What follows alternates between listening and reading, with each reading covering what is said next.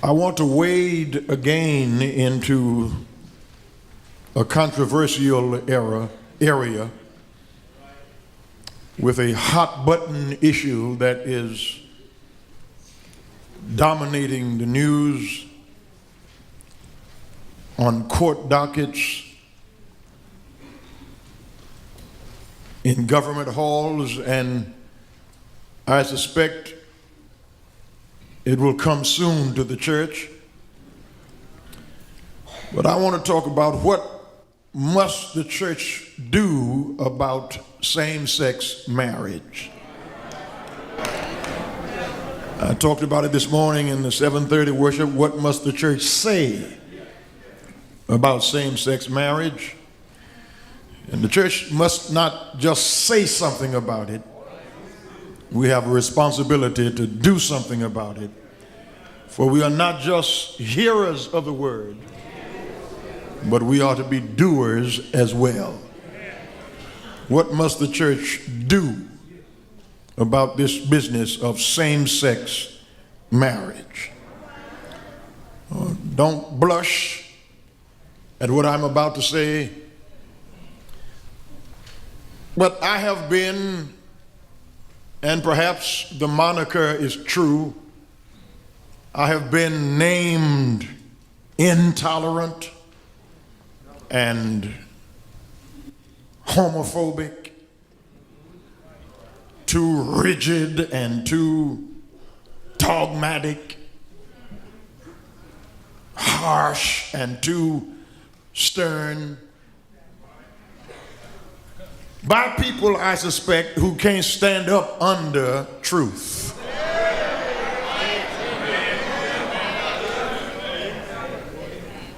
I will admit that there have been times that I could have said things differently, and hopefully with your prayers the Spirit will temper my speech so that I don't be offensive in a hurtful way. But if the truth offends, I can't take it back. I am undeniably Christian, a preacher of the gospel. And as a preacher of the gospel, I've got to tell the truth even when it strikes me. There are gays in my family.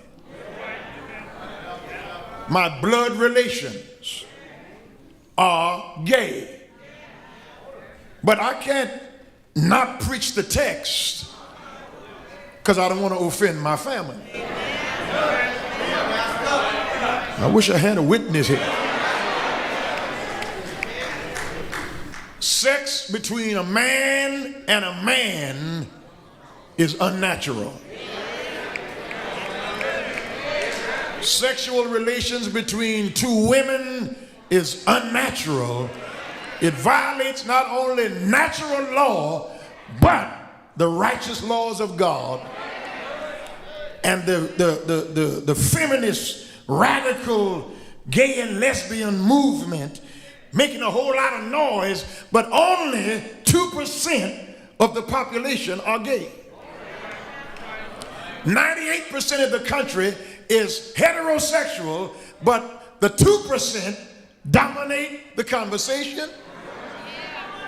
They set the agenda because the church is singing and shouting while members of our family are on their way to hell. See how quiet you got right there?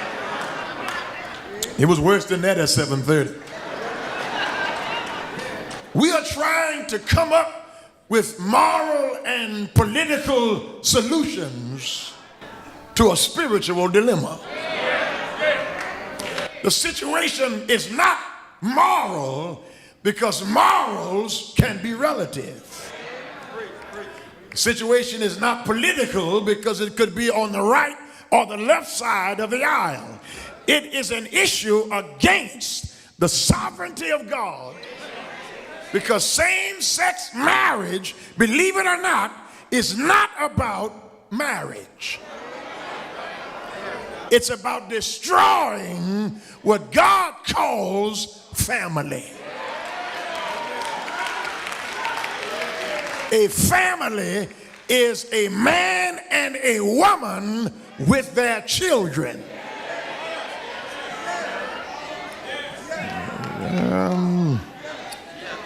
Now listen, all of us can stand a healthy dose of tolerance. But tolerance must not come at the expense of truth. Because tolerance today, in these times, in this culture, demands an affirmation of virtually all kinds of behavior, no matter how immoral, unnatural, or bizarre. Now, if you're going to have same-sex marriage, if you're going to have two men marrying or two women marrying, why not three men marrying? I mean, just go all the way. Or one man marrying four women, or four women marrying two men. Why not just go to bestiality and marry a lamb or a goat? Have sex with a dog or a mountain lion. Just go all the way to the extreme, because one behavior is just as sick as the other.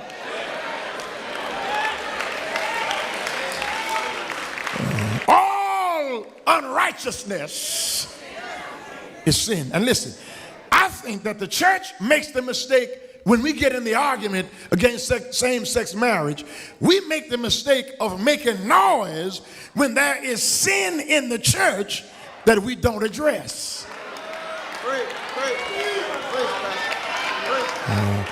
Premarital sex is sin also. Talk back to me if you can. Adultery is sin.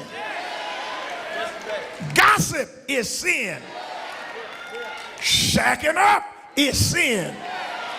And if the church does not talk about that, then we got to shut up about same-sex marriage.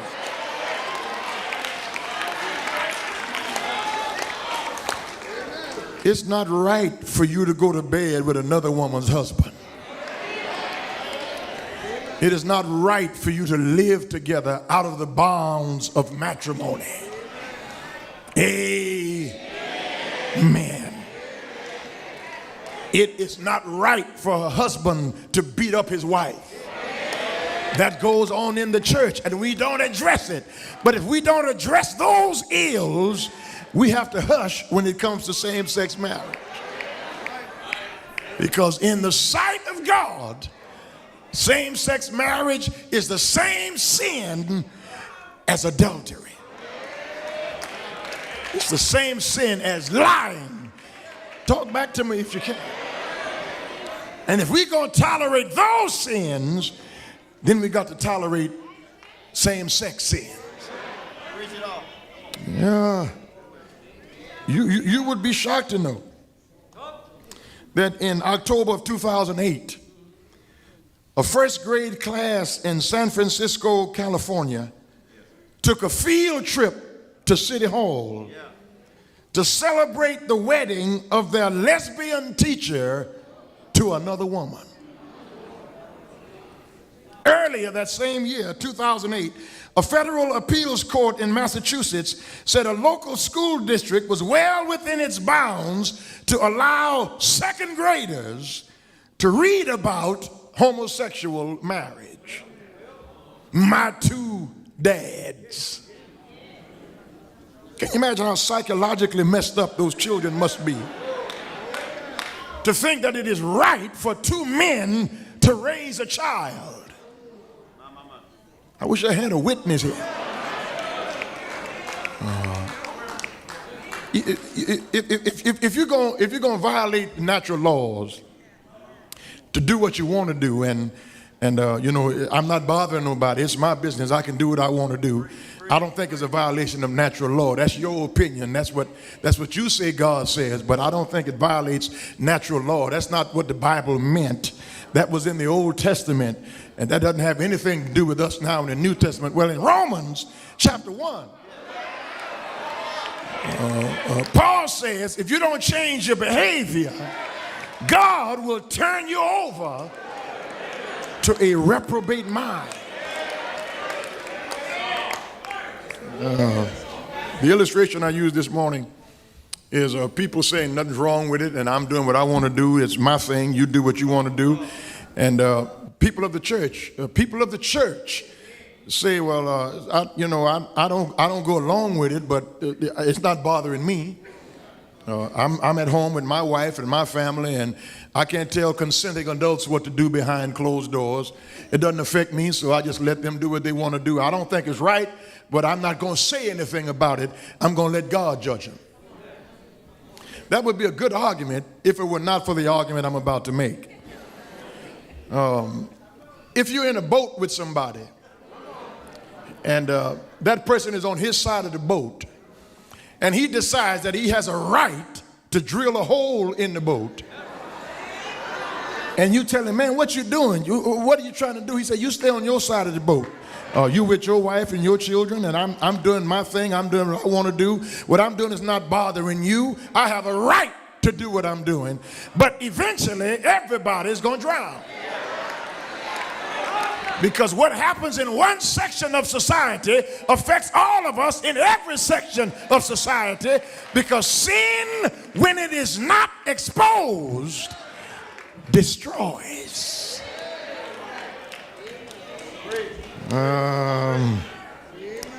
Again, same-sex marriage is not about marriage. It's about the devil trying to destroy the Christian idea of what the family is all about.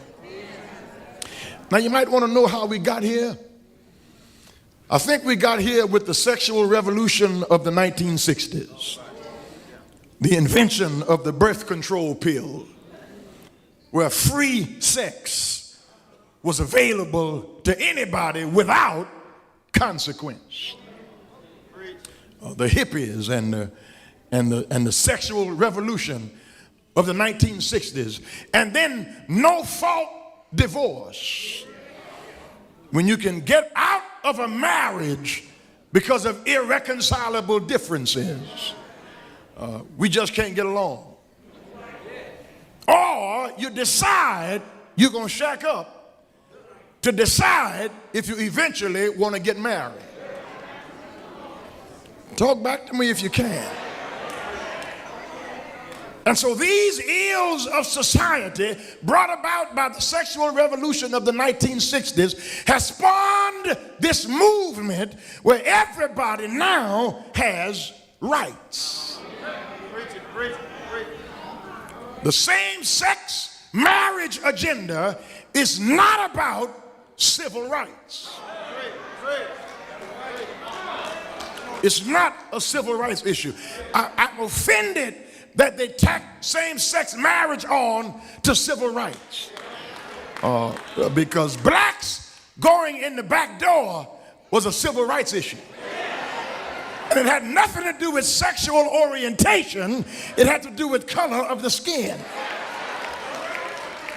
I wish I had somebody to help me here. And when you trivialize what they went through in the 50s and the 60s with what you want to do, that is sin. Another argument is they were born that way. That's the school of thought that says homosexuality and lesbianism and being gay is a choice. And then there's a school that says it is a biological disposition. Some people say it's a choice. You choose to be gay. Others say it's a biological disposition. You were born that way. Well, I say the power of God is over all of it. God's power is over your choice and your biological disposition. If you choose it, you cannot choose it. And if you're born that way, you can be born again. Oh, I wish I had a witness here. There is a way that seems right, but the end thereof are ways of death. Brothers and sisters, there's something wrong with a man holding another man's hand. You might as well get with me, because it ain't gonna get no better. There's something wrong with a woman having sexual affection for another woman. I wish I had a witness here. I'm trying to be as antiseptic as I possibly can. I'm trying to disinfect this sermon as much as I can. But the truth is, men and women go together anatomically. Men and women fit together physiologically for the pleasure of the sex act.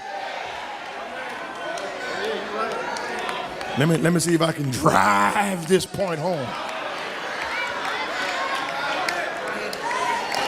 I came to church this morning. I came to church this morning in my white car. And when I got out of the car, I usually could just put my hand on the door handle and just touch it, and the door locks. You know, that's how you handle a S63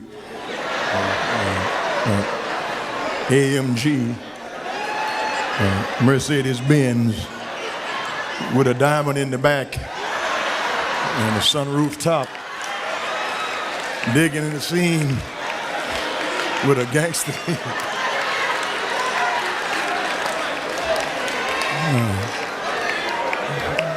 But I touched the handle and it wouldn't lock. And on my instrument cluster, the other day, it said that the cell was weak in the battery in my key. And so I thought that it was something wrong with my key, and I made a note on my phone to call Mercedes tomorrow to order me another key or order another battery, because the battery was low, causing my key not to act right. Because if I keep it on my person, I don't have to have it in my hand. I can just touch the door and it opens, it locks, and it unlocks. And this morning it wouldn't do it, and I thought it was because of the battery being weak in the phone. It was not until I went home and changed shirts that I recognized that I picked up the wrong key. Because the key to my white car looks just like the key to my black car. They have different key rings on them for me to differentiate them, but I wasn't paying attention, and I picked up the wrong key and tried to unlock one car with the wrong key. That's something like this same-sex stuff. That's trying to unlock something with the wrong key. Because there's nothing that satisfies a woman like a man. And there's nothing that satisfies a man like a woman. For a man to try to sexually satisfy a man is trying to open a lock with the wrong key.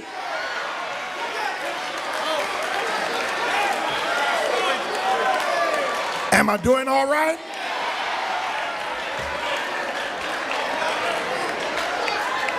I said this morning, and the brother shouted when I said this morning, so I'm going to say it again. If God made anything better than a woman, he kept it for himself.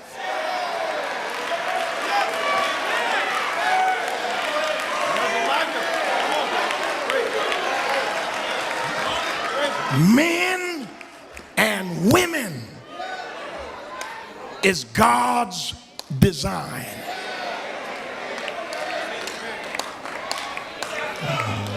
Ellen DeGeneres notwithstanding, Rosie O'Donnell notwithstanding, our own mayor in Houston notwithstanding, same-sex unions or marriages is against God's natural order. And the church has got to take a side. The church has got to decide where she's going to stand. If you're going to stand with the politicians, then quit preaching. But if you're on the Lord's side, you got to cry loud and spare not, because this kind of preaching is not popular. I don't expect to be invited to the mayor's Christmas social. But I'm not a politician, I'm a prophet. I have in my mouth the word of God. Because somebody here may be struggling with who and what you are. I've come to tell you, you are made in the image of God. He made you male or female.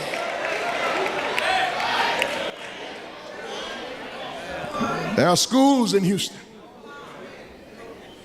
high schools in Houston, where gay and lesbian clubs are allowed to meet so that youngsters can experiment with their sexuality. They can decide if they want to be Jane and Jane rather than Jane and John. I mentioned in the early service, and some of you may still remember Sister Gladys Clark, who sleeps the long sleep.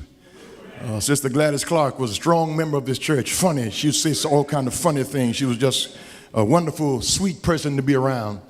And when my daughter was 2 or 3 years old, she used to hold hands with Dr. Terry Newman's little son, and they would walk through Sunday school holding hands. And I said, girl, turn that boy's hands loose. You ain't got no boyfriend right now. You're just 3 years old. Sister Gladys Clark said, shut up, Rev. Let that girl hold that boy's hand. Boys and girls need to hold hands.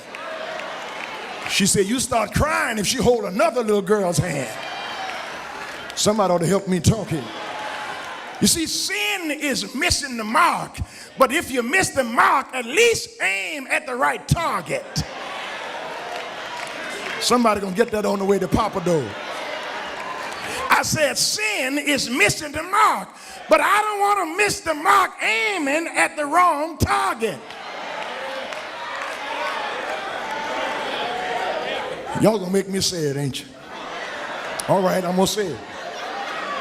Okay, y'all gonna make me say it, huh? All right, I'm gonna say it. If you hear that Reverend Anderson was looking at some woman, you say, yeah, he did it. Yeah, I'm praying for him. He's struggling with that. You keep him in prayer. But if you hear that Reverend Anderson looking at some man, you tell him, now that's a lie. Now, he ain't no good, but I know he ain't doing that. Because he is USDA prime, 100% all man. Who loves women. I'm with Solomon about that. Solomon said her lips are like threads of scarlet. Her cheeks are like pomegranates. Her neck is like the Tower of David builded for an armory. Her breasts are like 2 twin roes feeding among the lilies. I like that kind of talk.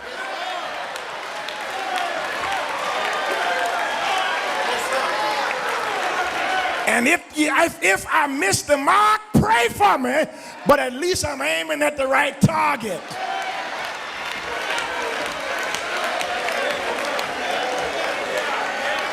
The wages of sin is death. Death to the family. Death to society. Death at the church. When there is no mention of what the devil is trying to do with this issue. So, as I hurry, what must the church do? I've told you what the church has got to say. Now let me tell you what the church has got to do. The church has got to strengthen the family. when the homosexual community looks at the divorce rate of Christian heterosexual couples, we got to be quiet, because we can't brag on you ought not have same-sex relationships when you can't stay in a heterosexual one.